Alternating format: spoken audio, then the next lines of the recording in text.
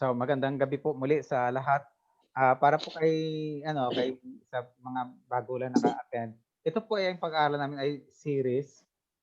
May mga napag-aralan na kami, yung sino ang Diyos, sino si Jesucristo, sino po yung banal na Espiritu. Ngayon po maging po nung Christmas, ng December, may nag-aral kami tungkol po kung anong tunay nga kahulugan ng Pasko, 'yan. Ngayon po sa gabing ito ang topic natin ay kasama pa rin po sa series natin. Ang format po ng pag-aaral kung mayro'n po tayong katanungan po medyo puwede niyong buksan yung mic niyo, puwede niyong i-interrupt ako at, puwede tayong magtanong. Open po ang platform po para magtanong tayo para po mas lalo pong maintindihan natin yung ating pinag-aaralan. Ngayon po magse-share lang po ako ng slide para po, ah, ano, ah So, ayan po ang ating, pag-aaralan. Ano ang tao? So, from nais ko lang basahin natin yung sa introduction. Sige po, si Kuya Rene Tuale, puwede kang magbasa Kuya Rene ng introduction lang. Introduction? Opo. Sige po, walang problema. Sige po. Sabi rito, ang aklat ng Genesis ay aklat ng simula ng kasaysayan ng tao. Dito nakatala ang pagkalalang ng Diyos sa tao, na kung saan siya ay nilalang sa kanyang wangis. Ngayon, lalangin natin, sabi dito sa Genesis 1:26-28, sabi rito, ngayon lalangin natin ang tao, ating gawin siyang kalarawan natin. Nilalang nga ng Diyos ang tao ayon sa kanyang larawan. Lumalang siya ng isang lalaki at isang babae at sila'y kanyang pinagpala. Amen. So, diyan lang po, diyan lang. So, makita natin dito sa first part ng introduction natin na ang tao, marami pong yung actually sa series na 'to, nung pinag-aralan natin ng sino ang Diyos, kinilala natin kung sino yung Diyos Ama, tapos ang susunod kinalala natin ng, Diyos Anak, yung ating Panginoong Hesus, at pangatlo, kinilala natin yung, Diyos Espiritu Santo. So pagkatapos nung nakilala na natin yung tatlong persona ng Diyos, yung Diyos Ama, Diyos Anak, at Diyos Espiritu Santo, ay kilalanin naman natin yung kanyang creation, yung tao. Kasi po, para po ang purpose ng pag-aaral natin, para po makikita natin po kung ano po ang layunin ng Diyos, bakit niya create yung tao. So sabi dito, sa aklat ng Genesis, doon po nagsimula po ang kasaysayan ng tao. Alam natin yung kasaysayan na yon, ang tungkol po kay Adam and Eve. At ang kasaysayan na yon ay basahin na natin ang Genesis, nakatalain doon kung paano create ang Lord. Pero saan ng Lord ang tao? Sabi nga sa Genesis 1:26 hanggang 28, ang sabi doon, sabi niya ngayon, lalangin natin ang tao. So ang naglalang sa tao ay Diyos. So, sabi niya, at ang sabi pa doon, gagawin natin siyang kalarawan natin. Ibig sabihin, yung create tayo ng Diyos sa kanyang larawan. Makikita natin mamaya kung pahapyaw kung ano pong ibig sabihin ng kalarawan natin ng Diyos. Ibig sabihin, create ang tao sa image ng Diyos. So, yan po yung sinasabi. So, lumalang siya, lalaki at isang babae. So, ang nilalang ng Lord, wala isang lalaki at babae. Wala siyang nilalang na in between. So, makikita natin doon sa pasimula pa lamang na ang wala pong hindi po nalito ang Diyos na ang tao ay parang ang lalaki ay babae, ang babae ay lalaki. Ang lalaki ay lalaki, ang babae ay babae. So dalawa lang pong kanyang nilalang. So sabi dito sa sunod, sa pasimulang ito ay mahirap may pagkasundo sa ating nakikita sa ating panahon, kung mayroong paglalarawan na magagamit sa tao ngayon. Ito ay ang siya ay malayo sa larawan ng Diyos, na puspos ng kagandahan at kabutihan. Dito ay may dahilan at malinaw itong naliwanag ng Biblia at sa layon na makita ng tao ang kanyang sarili at siya ay magbalik loob sa kanyang Diyos.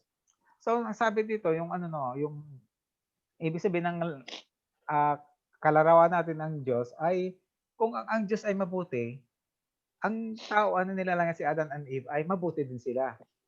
Mayroon silang sariling desisyon. Nagdedesisyon sila, puro mabubuti lang ang desisyon nila. Katulad po ng desisyon ng Lord ay puro mabubuti lang.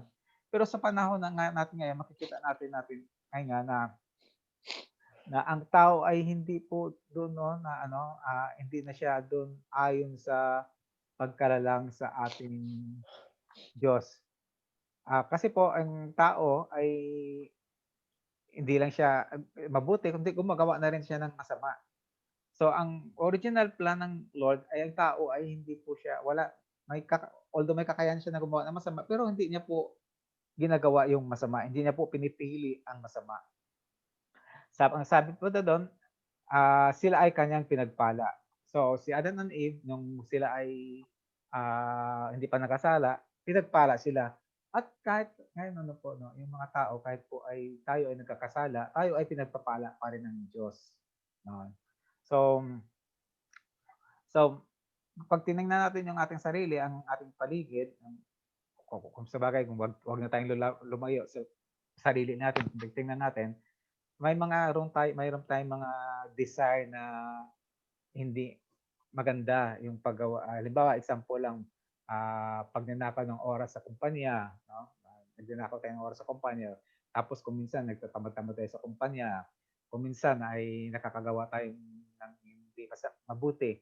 Ang original na plano ng Diyos kay Adan and Eve, wala po siyang gano'ng plano ang Diyos na ang tao ay may gumawa ng gano'n. Pero pinili 'yun ni Adan and Eve.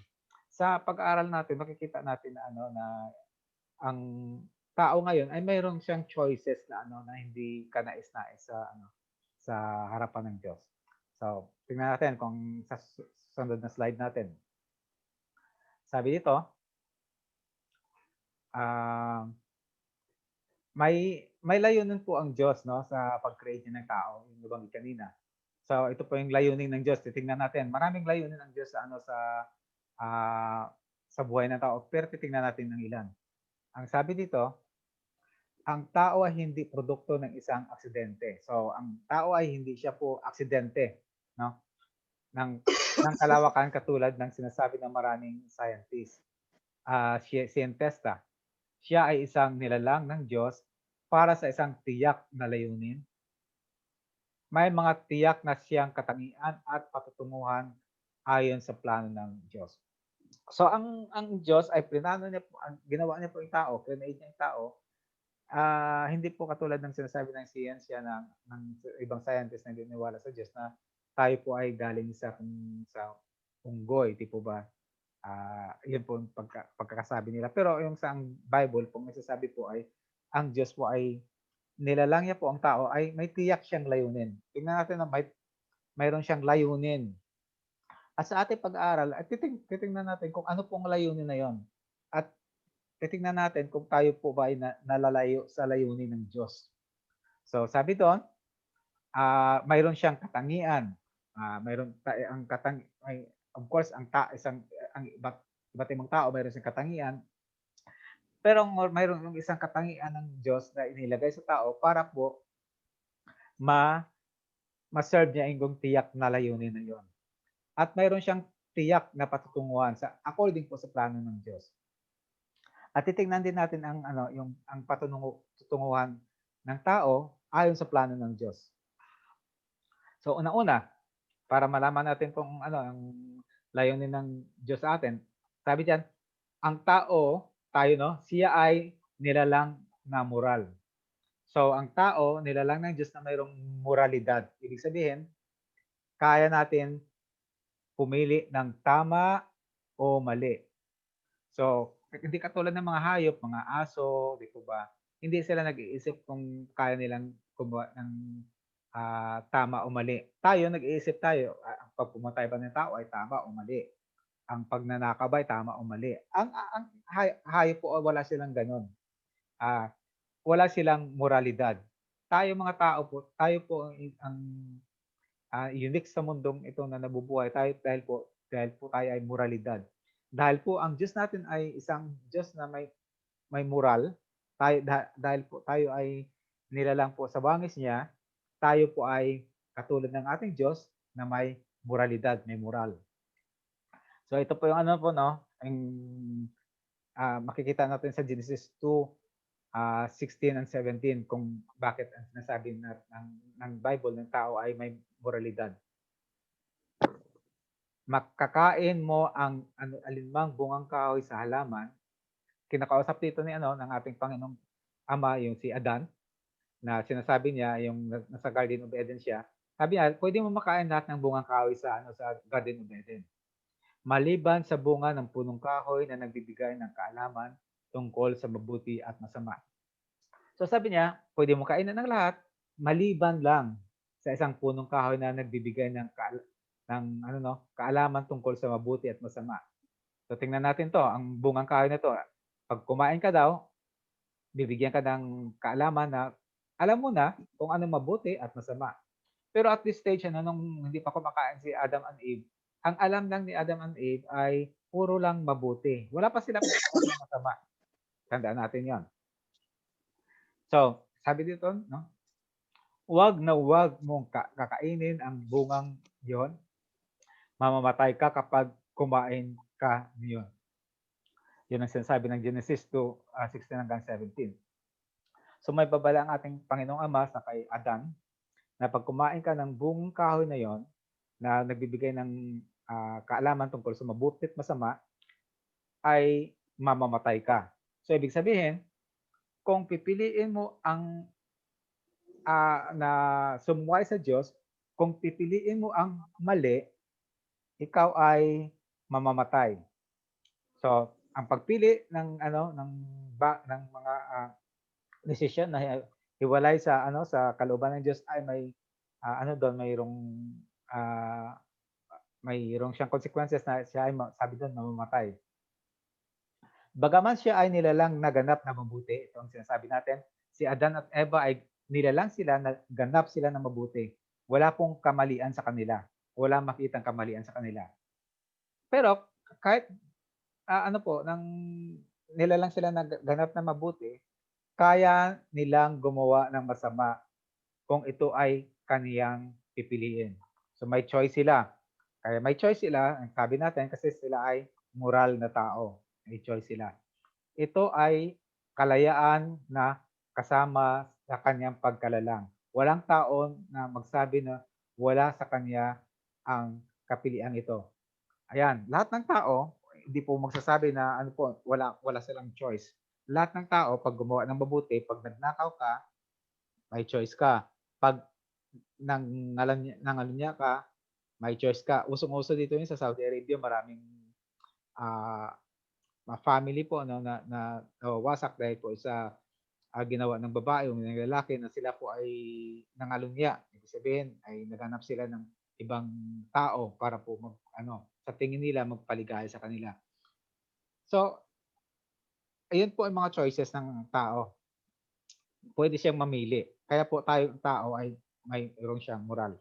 So, ang layunin ng Diyos, nag-create siyang tao para po magkaroon ng choice ang tao.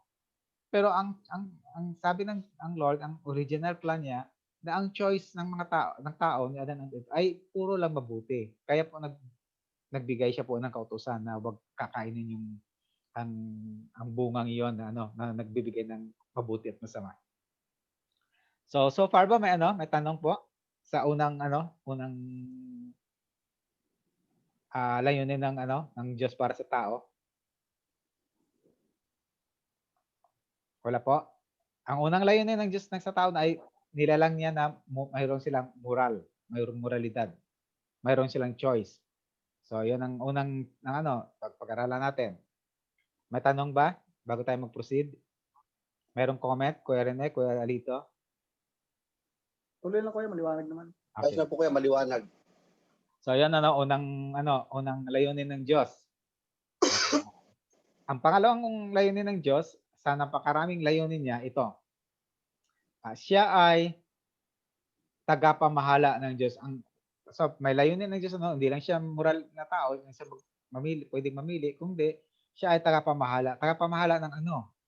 Sabi sa Genesis 1:28, sabi niya, magpakarami kayo at punuin ninyo ng inyong mga supling ang buong daigdig at pamahalaan ito. Ayan. Pamahalaan ng tao ang buong daigdig. Binigyan ko kayo ng kapangyarihan. Yes. So ang kapangyarihan na to na pagpamahala sa nilalang ng Diyos. Halimbawa, anong pwede nating pamahalaan? Yung mga hayop, mga halaman, yung nature ng mga bundok, kagubatan. Lahat po ng mga na nakikita natin na nilalang ng Diyos ay iniwan sa atin ng Diyos para pamahalaan, para ibig sabihin, para pag-ingatan. Pag-ingatan natin 'yon. At ang isa pa pong ang napaka-importante na pamahalaan natin, sabi doon, magpakarami kayo. Ibig sabihin, ang ating mga anak, binigay ng Diyos sa atin para pamahalaan natin ng according po ng mga Diyos na Kaya po kung titingnan mo po yung mga taong gumagawa ng hindi maganda, yung na anak ng anak sa kung kanining babae, mayroon ang namimiloso po sila kasi sinasabi daw ng Diyos na magpakarami kayo. Pero ang purpose dito ng magpakarami tayo, kasi nga dahil po nilalang tayo sa wangis ng Diyos, ang ibig sabihin ng Diyos, magpakarami tayo at punuin natin ang mundo ng wangis ng Diyos. Natin 'yon? Kailangan natin maging clear sa atin 'yon na nais ng Diyos na magpakarami tayo upang punuin ang mundo sa kaniyang wangis, no? Mahirap po punuin ang mundong ito sa wangis ng Diyos kung tayo po ay anak ng anak ng hindi ayon sa kaniyang plano. Yung ibig sabihin, nagkaanak tayo sa iba't ibang babae. So hindi 'yun ang sinasabi ng Diyos. Sabi diyan lahat ng naririto ay dapat sa ilalim ng kapangyarihan ng Diyos sa pamamagitan ng tao. So lahat ng nakikita natin, ang ating mga anak, lahat po ng nilalang yan, yung mga tao, ang bundok, kagaragatan, ay dapat nating pangalagaan. So, yan ba yung nakikita natin ngayon? So, hindi atang nakikita natin ngayon kasi makikita natin na ngayon na dahil po sa kasalanan natin ay mamaya makikita natin yan. Nag-iba na po, lumalayo na tayo doon sa plano ng Diyos. So, ang original plan ng Lord, tayo ay maging moral na tao, mayroon tayong choice, at ang choice natin, ang gusto niya sanang piliin natin ay yung tama. Pwede tayong mamili ng mali, pero ang original, plan ng Diyos ay yung puro tama lang ating pipiliin. Ang pangalawa, na pamahalaan natin ang lahat ng kanyang nilalang. Kasama na po ang ating mga anak. Yan. So, at ang isa pa pong ang isang layunin ng Diyos para po sa tao. Ito po yung marami pong hindi po nakakaunawa nito at nawa po sa ating pag-aaral ay maging clear ito. Ang isa pa po sa layunin ng Diyos ay hindi lang po siyang create ng moral, hindi lang siya po tagapamahala, kundi itinalaga siya na maging anak ng Diyos. Ang ibig sabihin niyan, lahat ng tao originally ay hindi po anak ng Diyos. Malalaman natin kung bakit ang tao ay hindi anak ng Diyos. Tingnan natin. Ang plano ng Diyos sa simula pa lamang ay kupkupin ang tao na maging anak niya sa pamamagitan ni Jesucristo. Lahat ng tao ay ang plano ng Diyos ay kupkupin niya. Hindi niya tayo anak. Create niya tayo, pero nag-iisa po ang anak niya, ang ating Panginoon Jesus lang. Kupkupin niya tayo sa pamamagitan ni Jesucristo para maging mga anak. Ibig sabihin, tayo ay hindi anak ng Diyos. Ito po ang talata marami pong talata sa Bible na nagsasabi na hindi tayo anak ng Diyos. Pero ito po ang isa sa mga talata, Dahil sa pag-ibig ng Diyos, tayo'y kanyang itinalaga upang maging mga anak niya sa pamamagitan ni Jesucristo. Ibig sabihin, itinalaga niya tayo. Nung create si Adam and Eve, hindi pa sila natalaga. Itatalaga pa lang na magiging anak. Paano tayo magiging anak ng Diyos? Sa pamamagitan ni Jesucristo. Kaya po yung mga taong wala kay Jesucristo, hindi mo natin masasabi na sila ay anak ng Diyos. Ang anak ng Diyos ay yung mga taong naniniwala kay Jesucristo na bilang Diyos. Yun po. Yan ang kanyang layunin at kalooban. Purihin natin dahil sa kanyang dakilang pagkalinga sa atin sa kapamamagitan ng kanyang minamahal na anak. Yan po yung sinasabi ng Efeso 1:5 hanggang 6. Ang nais ng Diyos para sa tao ay makapiling siya habang panahon sa pamamagitan ng Panginoong Jesucristo. So, ang tanong dito lahat ba ng tao ay maituring na anak ng Diyos? Simple lang ang sagot. Ang lahat ng tao ay hindi mo pwedeng maituring anak ng Diyos. Ang mga anak ng Diyos, ang sabi ng Bible, ay yun po ang Panginoon nila si Jesucristo.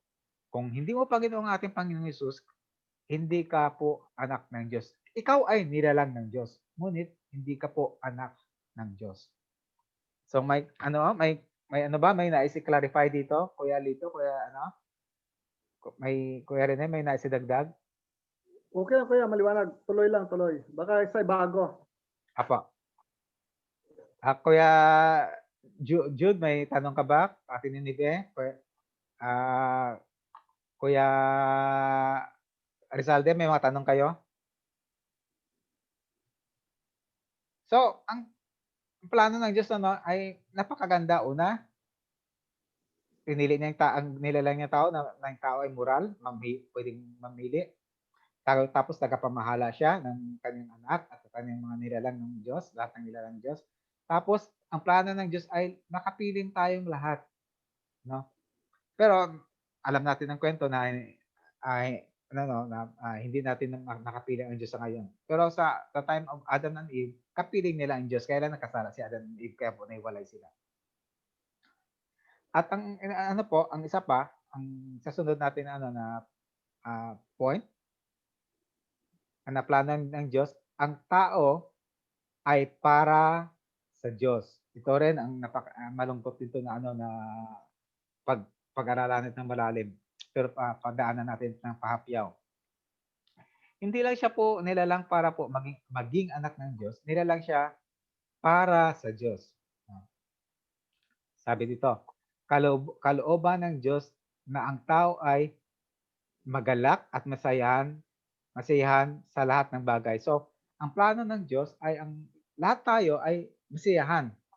Makikita natin yan, ayaw ng Diyos na may taong nalulungkot. Ayaw ng Diyos ng tao, may taong nalulumbay. Makikita natin yan na yan ang kanyang original na plano dahil po sa kanyang creation. Ito ay makikita mismo sa kaayusan ng kanyang pagkalalang. Siya ang pinakahuling nilalang pagkatapos ng lahat ng kailangan niya ay ihanda ng Diyos. So nag-una sa creation, balikan natin, hapyaw lang, nag-create ang Diyos ng araw, ng buwan, ng tubig, ng araw at dilim, nag-create siya ng mga hayop, nag-create siya ng mga halaman para mga prutas. Lahat yun, i-create niya una. At huling niyang ginawa yung tao. Para pagkadating na yung tao sa mundo ay kumpleto na. Ang anyang pangangailangan ay puno na.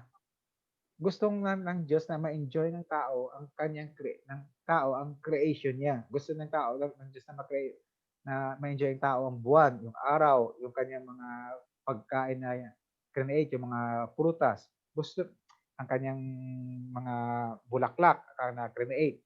Lahat ng mga yon ay gustong ma-enjoy ng tao. Ng Diyos ng tao. So, kaya po nahuli po yung pag-create sa tao. So makikita natin doon na ang Diyos ay create niya yung tao para po masiyahan siya at para sa kanya. Gayunpaman, ang pangunahing tungkulin ng tao ay mabigyan ng kasiyahan ang Diyos sa pamamagitan ni Jesucristo. Although na ang Diyos ay binigyan niya ng magagandang bagay yung tao para po masayahan, ang purpose ng tao ay hindi po para masayahan lamang sa creation ng Diyos. Ang purpose ng Diyos na create niya tao ay pasiyahin ang Diyos para mabigyan ng kaluwalhatian ang Diyos. Yan. Sapagkat ang lahat ng nasa langit at nasa lupa, makikita man o hindi, pati ang mga naghahari at namamahala ng mga hindi ko mababasa na. Ang namumuno ng kapangyarihang espiritual at pawang nilikha ng Diyos pamamagitan niya at para sa Kanya. So lahat ng nilikha ng Diyos ay para sa Kanya. Ang problema ng tao ngayon, maraming tao ngayon dito, ang tao ay gumagawa sila something na para sa kanyang sarili lang. Halimbawa, example lang. Ang tao ay nagtatrabaho para sa kanyang sarili lang. Hindi niya po iniisip na ang binigay siya ng Diyos para po maibalik to sa Diyos ang kapurihan.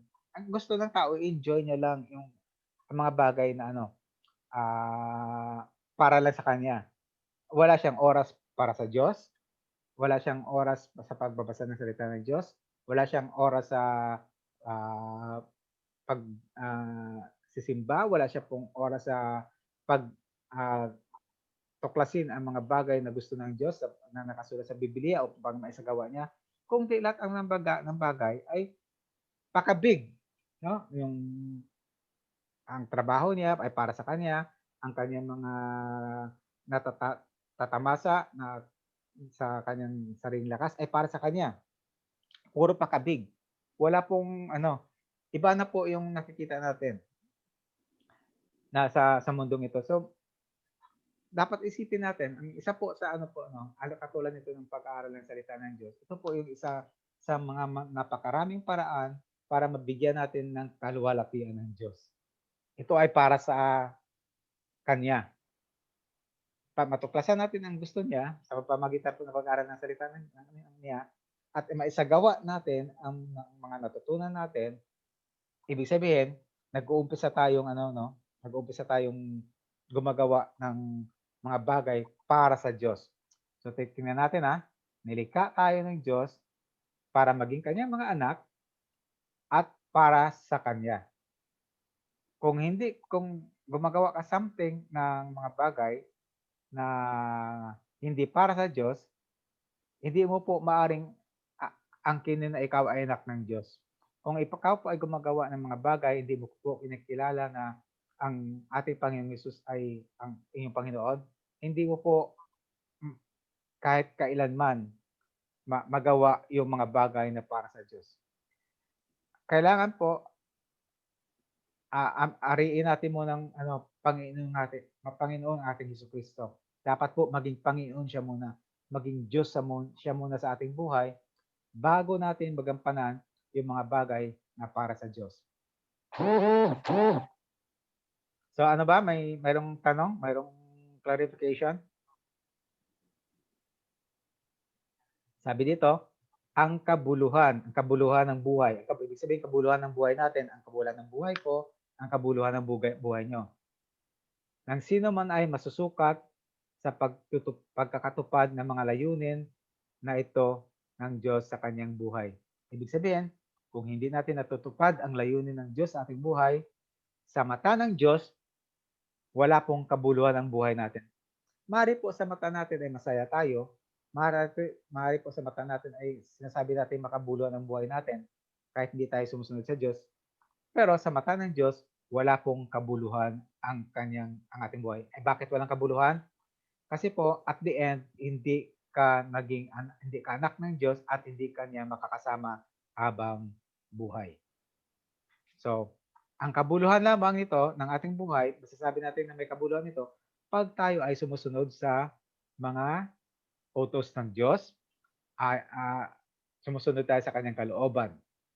So sabi dito, nakakalungkot man ay isang katotohanan na bigo ang tao sa layunin sa kananyang Diyos. Marami pong tao po na bigo ang sa layunin ng Diyos sa kanyang buhay kasi po sa simpleng sa simpleng dahilan.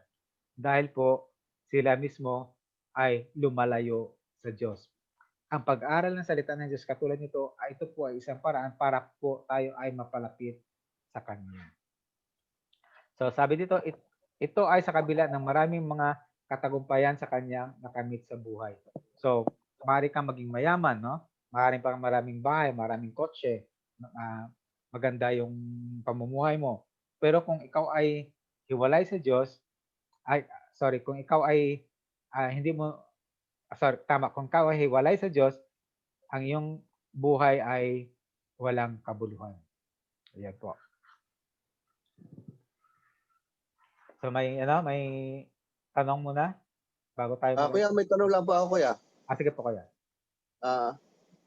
Kuya, halimbawa, kung bago po tayo nakikinig ng salita ng Panginoon, katulad ngayon, paano natin malalaman yung plano ng Diyos para sa atin? Okay. So ang pinaka maganda yung tanong ng kuya dito. Kasi po, makikita natin dito sa yung una dito, ito. Siya ay tinalaga na maging anak ng Diyos. Makikita natin mamaya sa pag-aaral natin na maging malinaw yung tanong ni Kuya Lito. Kasi po, nabanggit ka natin kanina na tayong lahat ay hindi anak ng Diyos. Tayo ay planong kupkupin ng anak ng Diyos para maging mga anak. So, ang pinaka-umpisa talaga na para po malaman mo ang plano ng Diyos ay gawin mong Panginoon ang Hesukristo. Kasi ganito example lang. Kung halimbawa, kung mayroon akong family, mayroon akong 3 anak, no, mayroon akong 3 anak, mayroon akong andiyan ang aking may bahay, tapos may 3 anak kami, nakatira kami sa isang bahay. Tapos mayroong isang outsider na sabi niya, Kuya Dan, mayroon akong dito, mayroong isang gold dito na pinabayaan ng kanyang ina. Pwede bang kupkupin mo na lang. Punta tayo sa DSWD tapos kupkupin mo. Gawa tayo ng kasulatan. Para po yung anak na ang batang yun ay para po siya maging anak, dapat po siyang kupkupin. Yun ang sinasabi. At para po malalaman po ng batang iyon, ang aking plano sa kanya, dapat nasa loob siya ng aking pamamahay. Di po ba? So, ibig sabihin, para po malaman natin ang plano ng Diyos sa atin, dapat po tayo ay maging anak muna ng Diyos. Ibig sabihin, dapat tayo pumasok muna sa kanyang pamamahay. Dapat muna natin tanggapin ang kanyang inoffer na sa atin, ang kanyang anak na si Kristo bilang Panginoon at tagapagligtas. Pag tinanggap natin yon, ang ating ang Kristo, ang ating Panginoong Kristo na Diyos at tagapagligtas, doon ka pa lang po mag-umpisa po na na matutuklasan mo yung plano ng Diyos sa iyo. Kasi kung Panginoon mo na siya, ang ating Panginoong Kristo, susunod ka na po sa kanyang mga sinasabi. Kasi hindi mo po maaring magiging Panginoon ng ating Panginoong Hesus kung hindi ka naman sumusunod sa kanya. So, ang pagtuklas po sa mga bagay po na may kinalaman sa plano ng Diyos ay ang pagsunod sa ating Panginoong Hesus Kristo, sa kanyang mga utos. Kuya Rene, mayroon ka idagdag pa?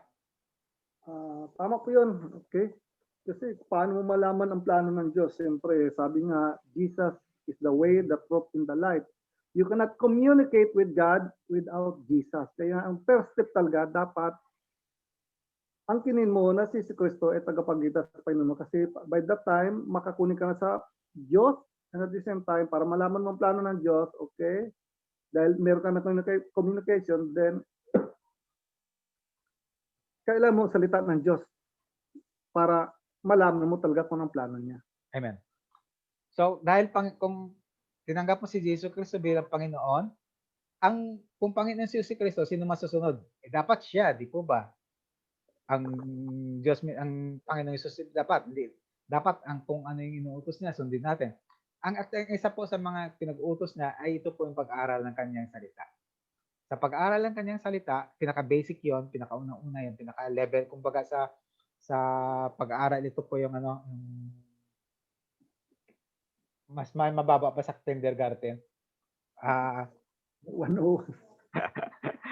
Parang kung gano'n, baga sa pag-aaral sa school, yung pinaka-basic yon.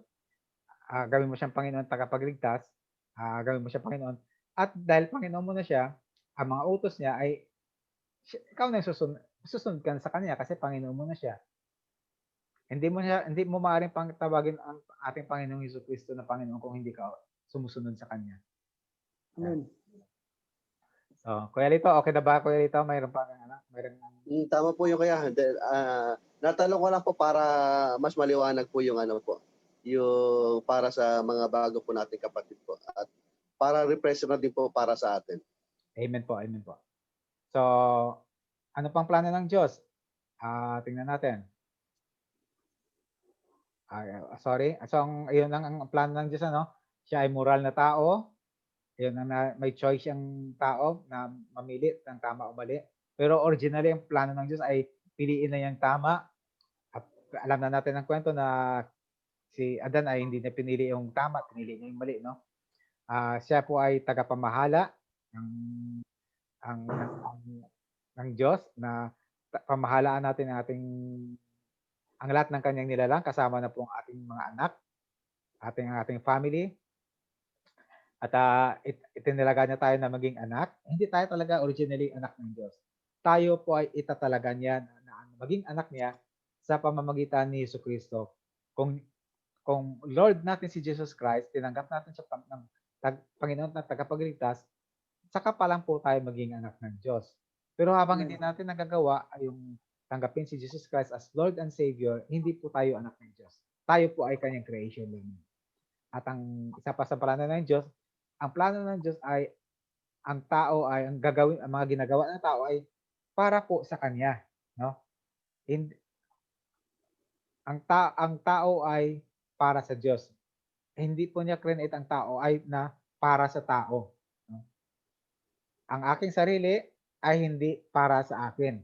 Kung ang sarili ko ay para sa Diyos. Ang sarili niyo, kung pinakilala na ang Diyos ang ating Panginoon, ang mga sarili niyo ay para sa Diyos, ay hindi po para sa inyo. Ayun. Maliwanag ba yun? Kasi kung alam niyo po, kasi tayo mga tao, ang problema sa atin, kasi matitigas talagang ulo natin eh. Kasi ang akala natin, pag tayo po yung diniskarte sa ating buhay, katulad ng mga Pilipino na tinaguruan tayong madiskarting mga tao, no? Dan? Apa. Bibili muna ako ng saan, Inti? Sige po, may tatanong po. Ay, hadam, madam. Mapi? Ha?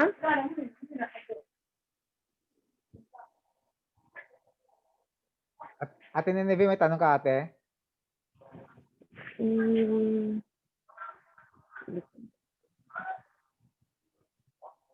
Merong clarification?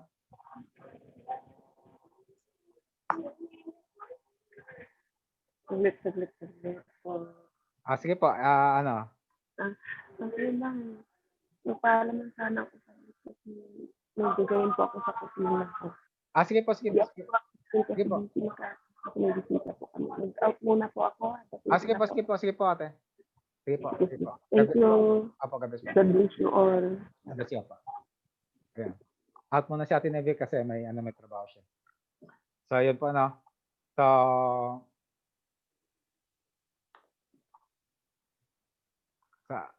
yan po yung plano ng Diyos.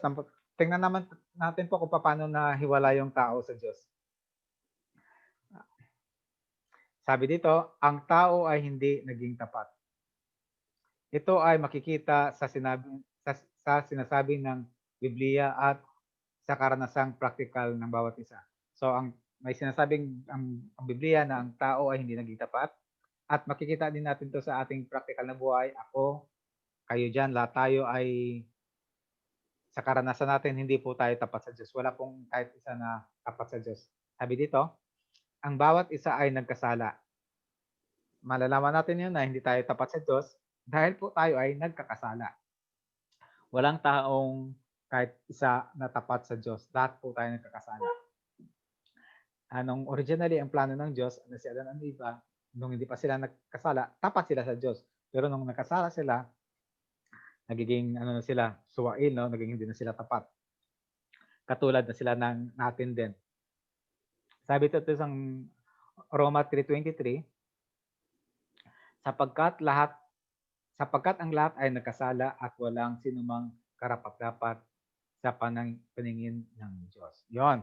Walang kahit isang tao na karapat-dapat sa tingin ng Diyos. At bakit?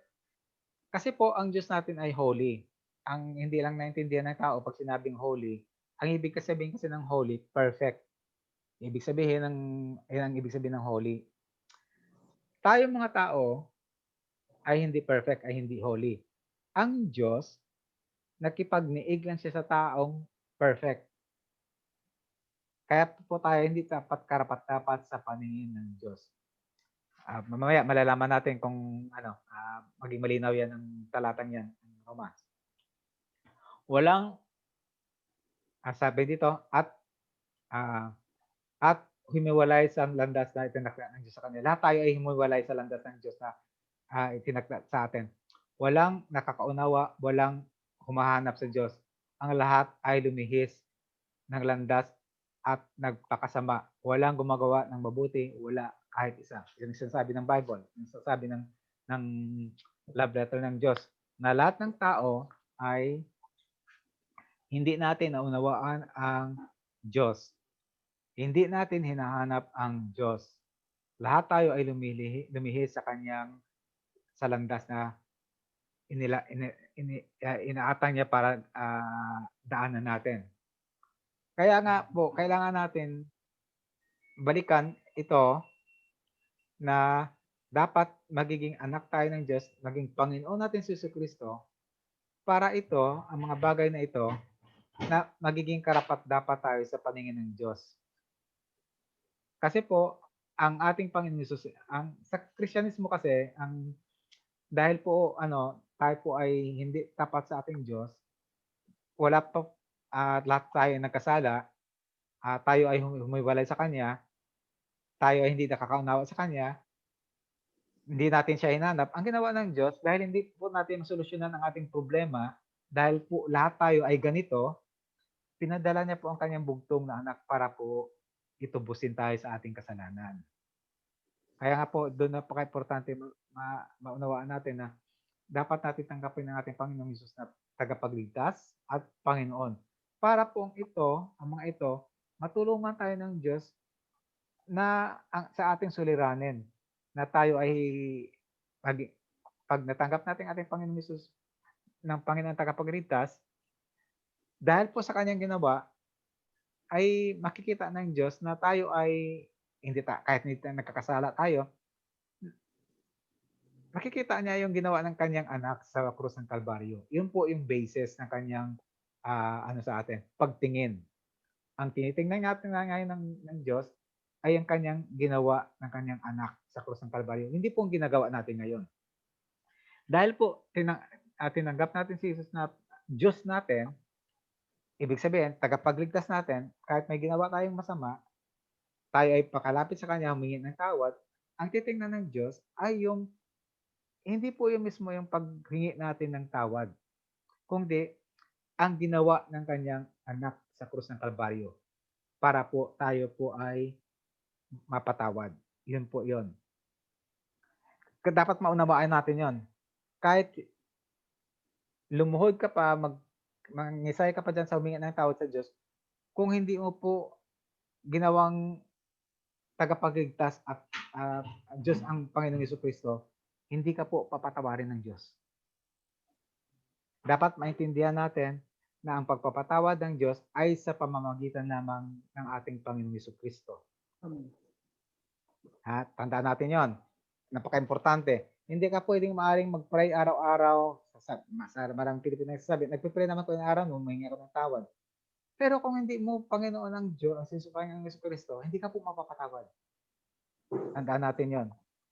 Yan po ang purpose sa iba, sa ano yan, sa ibang pag-aaral na dadaanan na namin yon sa pag-aaral. Yan po ang purpose ng ng ating Panginoon Hesus para po bakit po siya napunta dito sa lupa. So, makikita natin dito sa kalukuyan, sa kasalukuyan, ang buhay ng bawat isa ay patunay ang katotohanan ito. Ang buhay ng tao ngayon ay karaniwan na para sa kanyang sarili. Mali ito. Sarili yan, sarili. Sariling kasiyahan, sariling layunin, sariling paraan, at iba pa. Ganito kalayo sa original na plano ang layunin ng Diyos sa Kanya. So, ibig sabihin, pag tayo ay dumidiskarte na walay sa Diyos, ang totoo niyan, ang ginagawa natin Diyos ay ang sarili natin. Kahit manalangin ka pa araw-araw, gabi-gabi, kahit manalangin ka pa oras-oras, kung ang iyong buhay naman ay ay para lamang sa inyong sarili at hindi para sa Diyos, ikaw ay hiwalay sa Kanya. Ang buhay mo ay hiwalay sa Kanya. So may tanong po kasi importante na intindihan natin ito.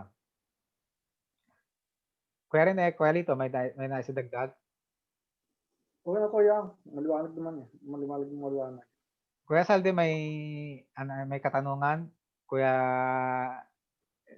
Josmond?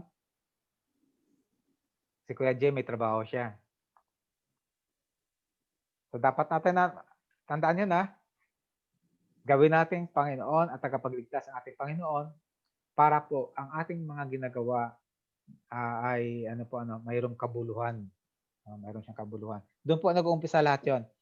Ang pag-umpisa ng buhay Kristiyano ay gawin mo si Jesucristo na Panginoon at tagapagligtas.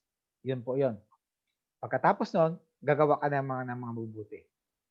Sa pagpatuloy natin na pag-attend ng Bible study, marami tayong malalaman. Sige po. Malapit na tayong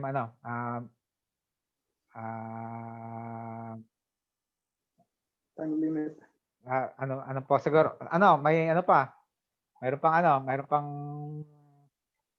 medyo pa to, mahaba-haba pa to na pag mayroon pang i-continue natin sa sunod kasi mahaba pa to. Continue mo lang yan kaya sa susunod. Opo. Para medyo mahaba. So ay natin i-recap natin tapos pag may tanong mag-entertain tayo ng tanong. So ang ang aklat ng Genesis, ito po yung simulan ng kasaysayan ng tao. Doon po nakatala ang yung plano talaga ng Diyos na ginawa niya yung tao, create niya yung tao sa kanyang wangis. Ibig sabihin, isa po sa wangis ng sinasabi natin ay mayroon siyang mayroon choice ang tao. Mayroon siyang choice, siya ay may moralidad. Pagkatapos noon, create siya ang tao, lalaki at babae. So kung lalaki ka, magpakalalaki ka. Kung babae ka, magpakababae ka. Wala po in between. Wala po siyang create. Ibig sabihin kung balalaki ka na nag-aanyo kang babae, iyon po ay iyong choice. Kasama yun sa moralidad mo. Kung ikaw ay babae, gusto mo maging lalaki, ito ay choice mo. Ayan po, ayan, choice yan. Choice ng mo yon. Hindi yun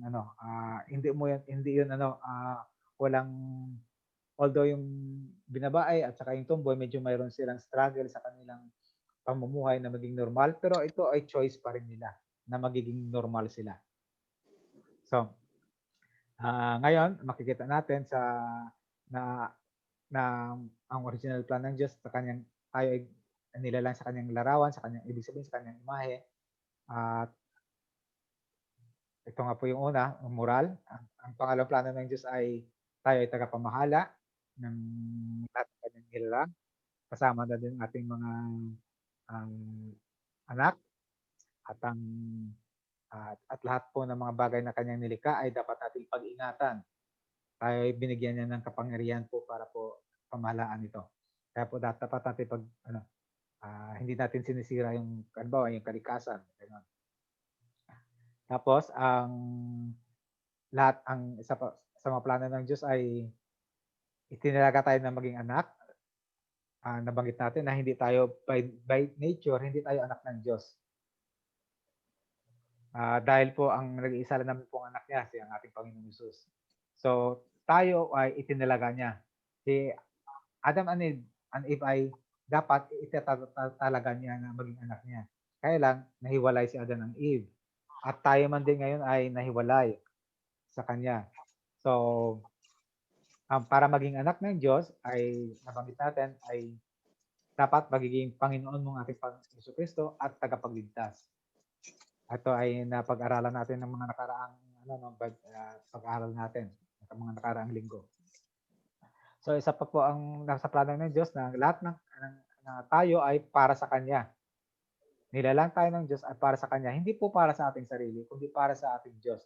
Para po bigyan ng kaluwalhatian ng Diyos. Pag ginawa nating Panginoong Hesus pag ginawa natin ating Panginoong Hesus tagapagligtas at Panginoon at nakakagawa tayo ng mabuti, yun po ang ibig sabihin ng para tayo sa Diyos. Ibig sabihin, ang mga layunin ng Diyos nakasulat yan sa Bible ay umpisaan na natin sinusunod. So ang tao ay hindi para sa kanyang sarili.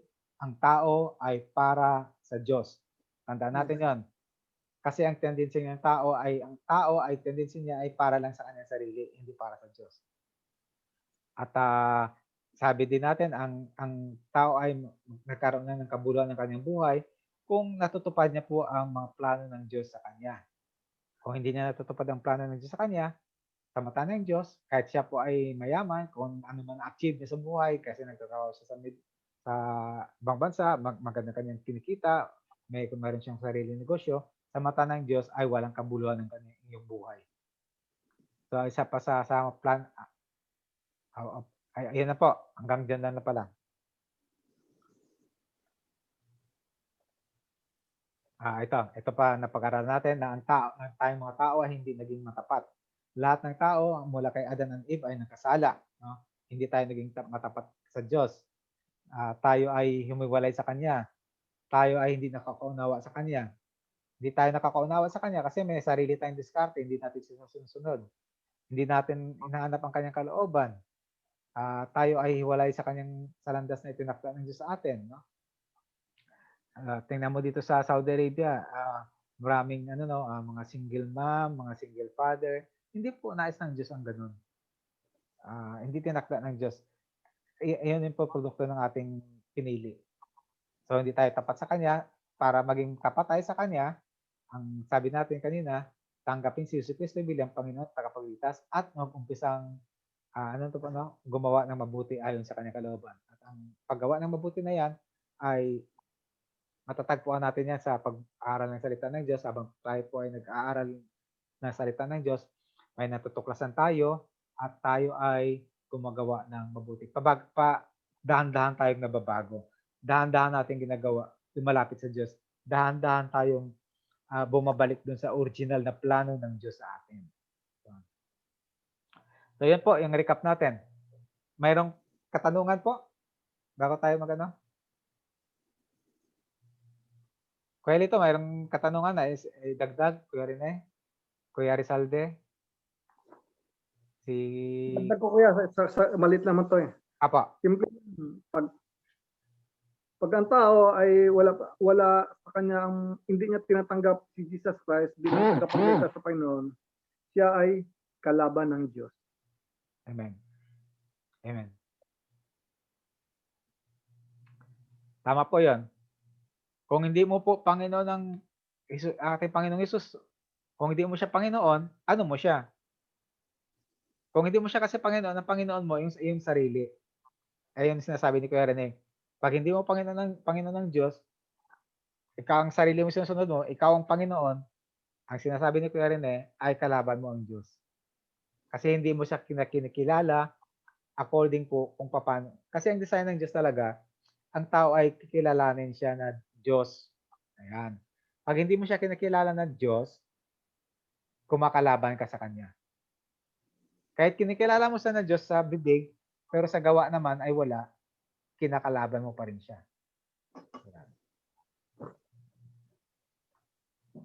Mayroon pang katanungan?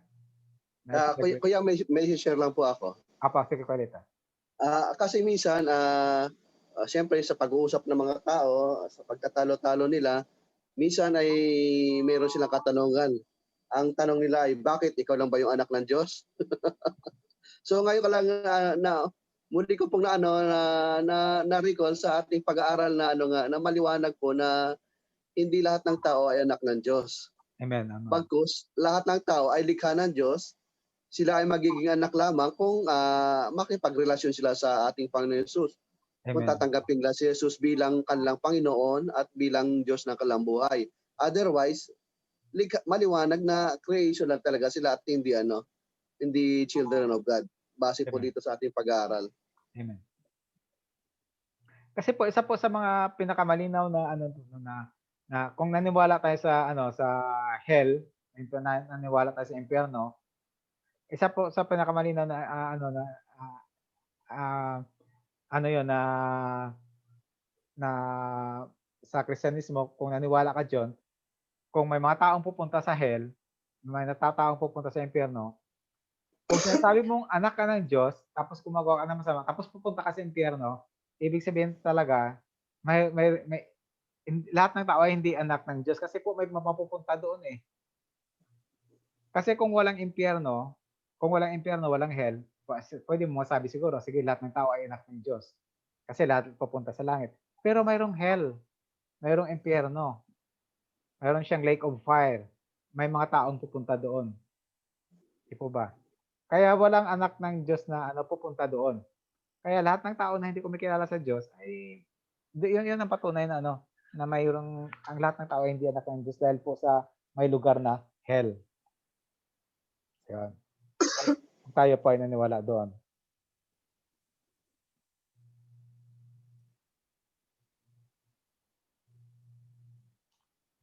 Mayroon pa bang naislagdag katanungan? Kuya Rizalde, mayroon kang i-raise up na question kahit konti lang kung mayroon kang mayroong hindi clear. Kasi po napag-aralan na kasi namin ng mga nakaraan pa, baka may mga bagay na-skip kami. Si Kuya Jude, meron kang katanungan Kuya Jude? Kasi po ang iba iba diyan kasi ng mga talata ay napag-aralan na namin nakaraan. Baka po hindi masyadong malinaw. Wala naman po, okay lang ko Kuya Jude? Maliwanag naman. Okay naman po. Kuya Rizalde, okay lang po? Sige po, dito muna tayo magtatapos. Naka-isang oras na tayo at mahigit na isang oras. At ganito po yung format ng ating pag-aaral. At nawa po ay kung may mga kasama kayong mga kaibigan ninyo, i-invite natin sa ating online Bible study para po sila man din ay